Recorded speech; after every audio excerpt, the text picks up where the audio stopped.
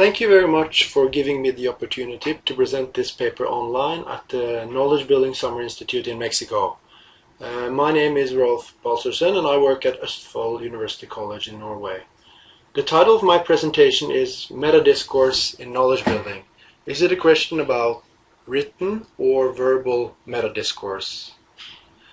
Okay, I've been interested in the metadiscourse concept for some time now, and I was encouraged to explore the concept during my stay at IKIT this year.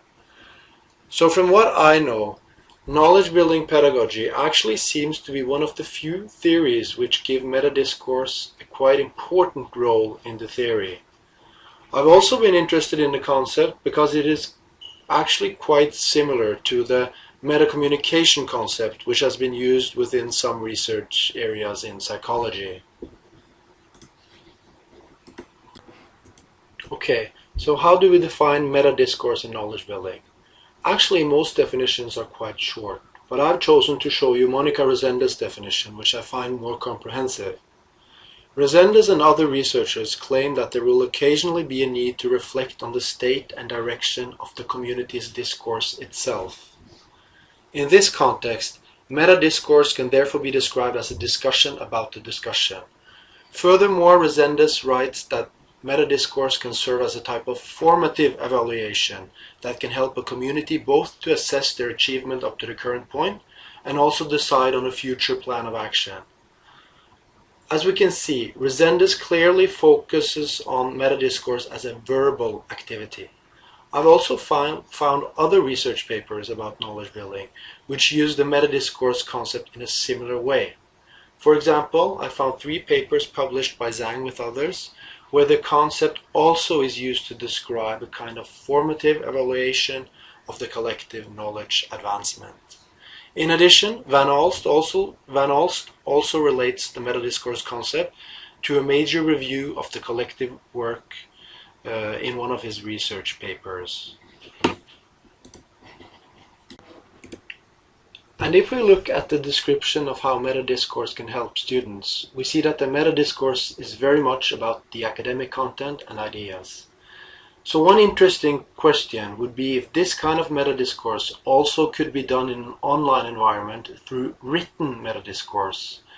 In this presentation, I will therefore attempt to present 4 different kinds of metadiscourse, which include both written and verbal metadiscourse, and which may be relevant when analyzing knowledge-building discourse.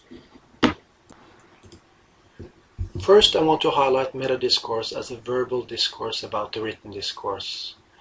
This kind of metadiscourse usually takes place when the class needs to get an overview of the written notes in Knowledge Forum. According to the review I've done in my paper, this seems to be the dominant kind of metadiscourse.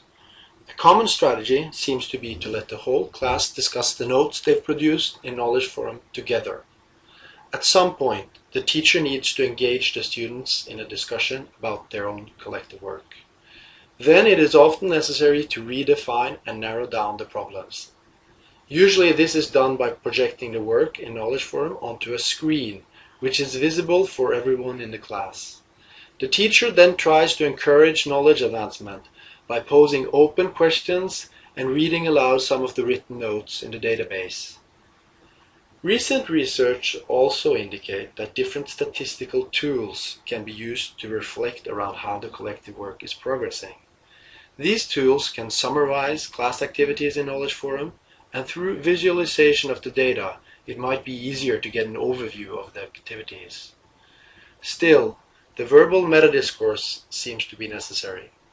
For example, in a research paper by Van Alst, he claims that verbal discussions are often the best solution when the complexity in the collective knowledge work increases.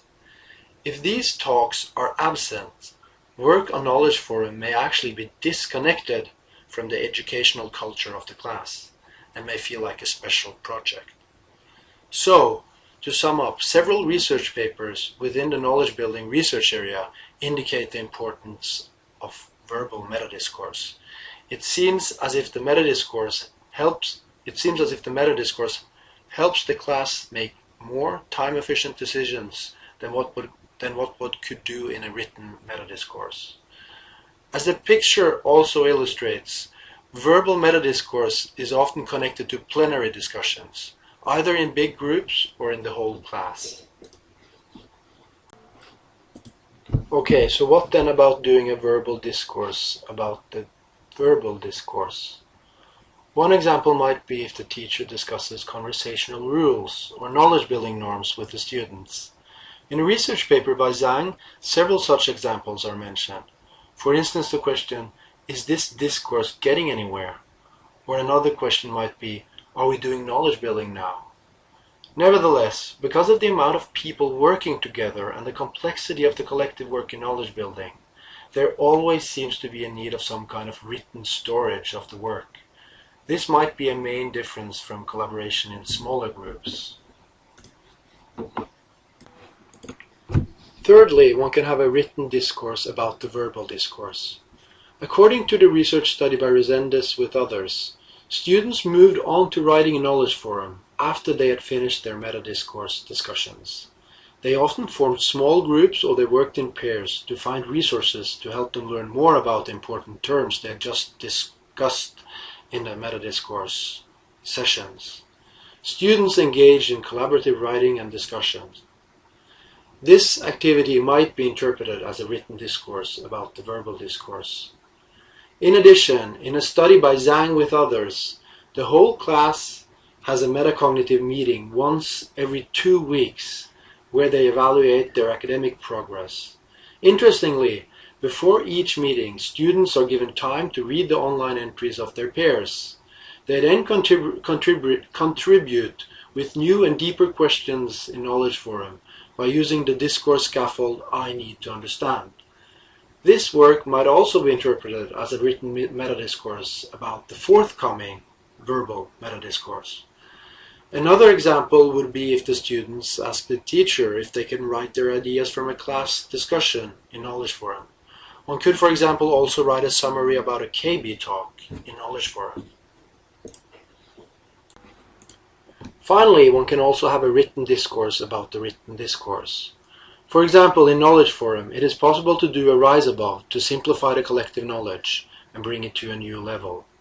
Such rise above notes suggest a possible new synthesis by combining existing ideas. An interesting pedagogical question is if this work can be done in a written online environment without traditional face-to-face contact. In his research, Van Alst finds limited use of advanced features such as these rise above notes. It seems far more common to do major reviews through verbal discussions. While written discourse can support reflective thought, it is time-consuming. There is also another issue. One can ask if written metadiscourse really is necessary if the group doing the knowledge-building work often meets regularly face-to-face. Compared to a written metadiscourse, the verbal metadiscourse will often be more spontaneous. It might also be easier for students to take risks when they exchange ideas in a verbal discourse. Students often relate the activity of writing to summative assessment, and they might therefore also hesitate to publish unfinished ideas. It therefore seems to be very important to develop a sense of trust in the class in order to facilitate a good written discourse. An important question is also how a class will manage the metadiscourse in a learning environment which is strictly online. There might be a need for additional communication tools, such as, for instance, Facebook, Google Hangout, or Skype. To sum up, in knowledge building, metadiscourse seems to be necessary in order to regulate the knowledge building discourse in an effective way. Although verbal discourse about the written discourse seems to be the most important type of metadiscourse, it seems as if all the 4 types of metadiscourse may potentially play a role in knowledge building. A more complex typology can also make it possible to study combinations of different kinds of metadiscourse in greater detail, and maybe also increase our understanding of how these different kinds of metadiscourse can interplay in an effective way. Resendes with others also illustrate how students constantly move from written work to verbal work.